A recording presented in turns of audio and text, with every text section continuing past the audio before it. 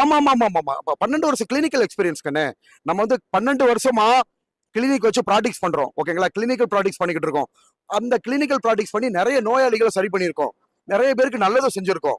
ஓகேங்களா? சோ இப்பேற்பட்ட நபரையே படிச்ச நபரை இன்டர்வியூன்னு வர வச்சு நீங்க ஒரு உலகத்துல இருக்கீங்க. அதுவும் டாக்டர் மனநிலை ஹாஸ்பிட்டல், சைக்கியாட்ரிக் ஹாஸ்பிட்டல்ல நாங்கள கன்சல்டன்ட் பிசியோதெரபிஸ்டா இருக்கோம்ப்பா. அந்த மாதிரி நோயாளிகளை நாங்க சிகிச்சை அளிக்கிறோம். நான் ஃபர்ஸ்ட் இயர்ல படிச்ச ஃபர்ஸ்ட் சப்ஜெக்ட் சைக்காலஜி.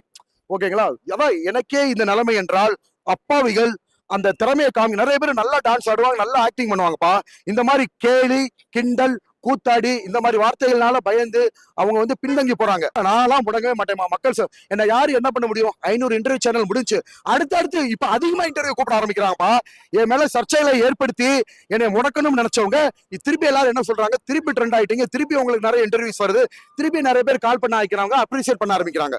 சோ இது வளர்ச்சியை தவிர யாரோட வளர்ச்சியும் தடுத்து நிப்பாட்டவே முடியாது.